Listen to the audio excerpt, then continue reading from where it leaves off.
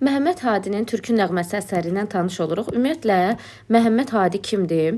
Məhəmməd Hadi ədəbiyyatımızda deyirik ki, Azərbaycan ədəbiyyatında tənqidi realizm və romantizm dövrü sənətkarlarından biridir. Bilirik ki, bu dövr ədəbiyyatımızda deməli 19-cu əsrin deməli 90-cı illərindən davam eləyir 1920-ci ilə qədər. Azərbaycan ədəbiyyatında tənqidi realizm və romantizm dövrü məhz bu illəri, bu əsri əhatə eləyir. Bu sənətkarlardan biri də məhz romantik sənətkarlarımızdan biri də Məhəmməd Hadidir. Məhəmməd Hadi ədəbiyyatımızda yadınızda qalsın ki, romantik, publisistik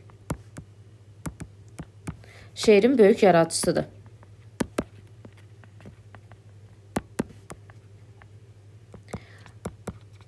Deməli, Məhəmməd Hadinin məşhur poemalarından biri də, bunu da qeyd edeyim ki, Əlvahi İntibah poemasıdır.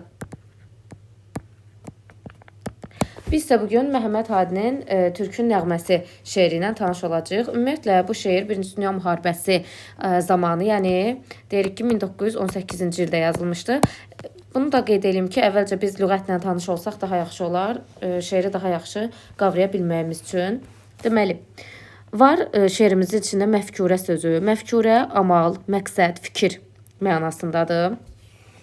Bihudə, əbəs, boş-boşuna deməkdir. Xuni şəhidan. Bilirik ki, bu izafə tərkibləri sağdan sola oxunur. Yəni, şəhidlərin qanı. Növhəyi nisvan. Bunu da sağdan sola oxuyacaq. Yəni, qadınların naləsi. Himməti türkan. Türkan deyəndə türkləri nəzərdə tutur. Himmət deyəndə cəhdsək mənasında. Ümumiyyətlə, biz bu himmət sözünü hümmət formasında Əfsələddin Xəqaninin Gənclərə Nəsihət əsərində də görürük. Həmin eyni sözdür. Əfqan yetiman yenə sağdan sola oxumalıyıq. Yetiman, ümumiyyətlə, bu an belə deyək də, burada lar-lər şəkilçisi mənasındadır. Yetim, an, yəni yetimlərin, əfqanı, yəni fəryadı, fəqanı, naləsi mənasında. Xof eyləmək, qorxmaq mənasındadır. Ateşi, dəhaşeyi, düvəl. Olacaq dövlətlilərin dəhşətli hücumları. Dəstə əcəl, yəni sağdan sola oxuyuruq. Əcəlin yaxınlaşması, yəni ölümün yaxınlaşması. Təməl bir şeyin özülü bünövrəsi mənasındadır. Səmt əməl, tutduğu yol, yəni bu kontekstdə bu mənadadır. Müslih əməl, salih, islah, sülh, asayişi bərpa edən bir növ deyək sülh yolu mənasında. Cümlə miləl, cümlədə bilirik ki, təyin əvəzlikdir və bütün mənasındadır. Bu söz bizim himnimizdə də var. Cümlə gənclər müştaq oldu. Bax, həmin sözdür. Yəni burada vurğu əyə düşmür. Cümlə deyil bu, cümlədir. Cümlə miləl isə bütün millətlər mənasında göstərilir, götürülür, belə deyək. Baxaq, indi şeirimizin ümumi məzmununa, şeirdə nədən bəhs olunur. Qeyd elədik ki, şeir 1-ci Dünya müharibəsi illərində, yəni 1918-ci ildə yazılmışdı. Burada da deyir ki, baxaq indi şeirə. Türkün tökülən qanları bihudə gedərmi? Dedik ki, bihudə nə deməkdir? Əbəs, boş, boş yerə. Və bizə deyir ki, Türkün tökülən qanları boş yerə gedərmi? Diqqətlə düşün, yoxsa bu qan həbsi hədərmi? 4 ildə verilmiş bu qədər can hədər olmaz. Bax, 4 ildə verilmiş bu qədər can hədər olmaz deyəndə 1-ci Dünya müharibəsinə işarə eləyir. Həmin o 4 ildə verilən bu qədər can deyir, hədər olmaz. 1914-18-i.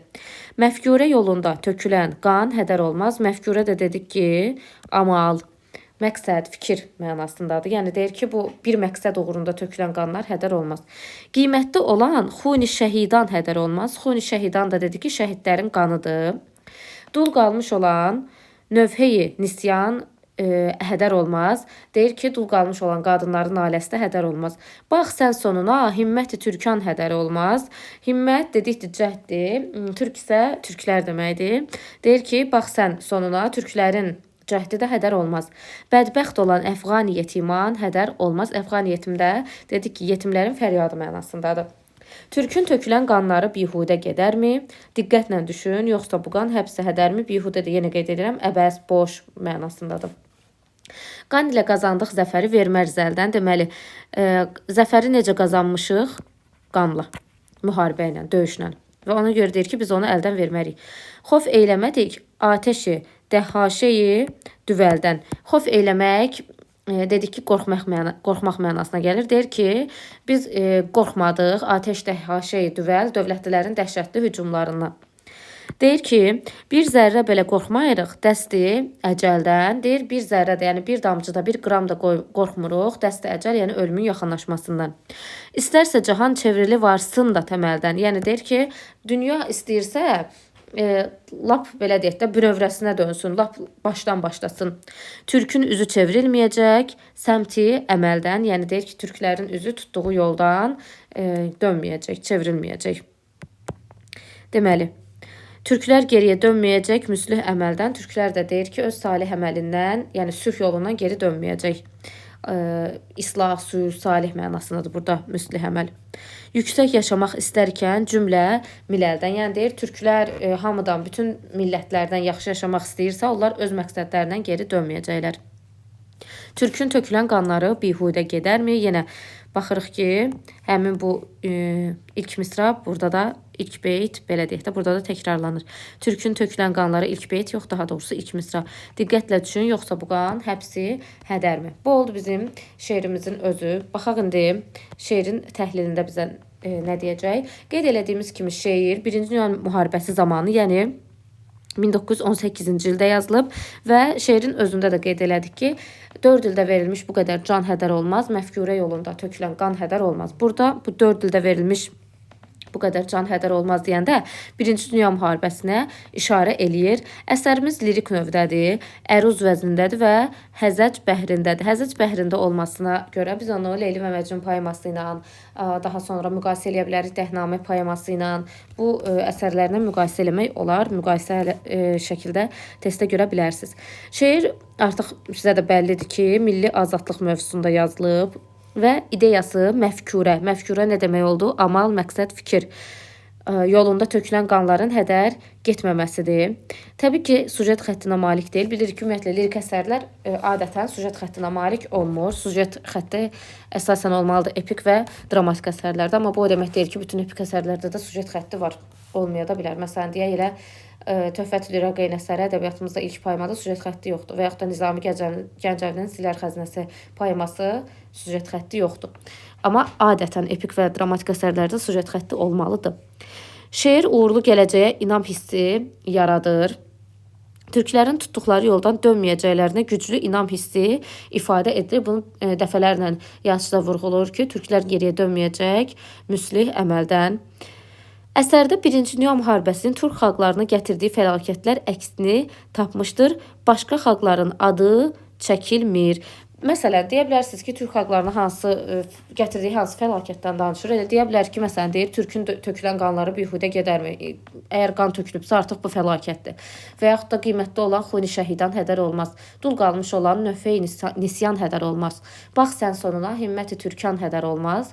Bədbəxt olan əfqani yetiman hədər olmaz. Bunlar hamısı fəlakətdir ki, şəhid qanı axıb, qadınlar dul qalıb, daha sonra belə deyək də yetimlərin fəqanı var. Bunlar hər biri fəlakət sayılır. Şeirdə ağır itkilərdən doğan fəlakətlərdən çox azadlıq uğrunda mübarizə əks olunub. Təbii ki, ağır itkilərdən doğan fəlakətlər də var, amma əsas qayə, əsas məqsəd məfkurə yolunda tökülən qanların hədər getməməsidir. Yəni azadlıq uğruna mübarizədən bəhs edilir. Deməli, tökülən qanlar, ailəsiz qalmış insanların fəryadı lirik qəhrəmanda bədbin hisslər oyatmır. Çünki ona inanır ki, türkün tökülən qanları hədər getməyəcək. Şair inanır ki, şəhidlərin axan qanı, dul qalmış qadınların ah naləsi, şüvəni, yetimlərin fəryadı, türklərin göstərdiyi səy hədər getməyəcək. Yəni, şeirdə bədbin hiss yoxdur, əkibinə gələcəyə inan var. Türklər dövlətlərin dəhşətli hücumlarından qorxmurlar. Belə ki, misrada deyir ki, deməli, Türk xalqının qorxmaz olduğu qürurla qeyd olunur.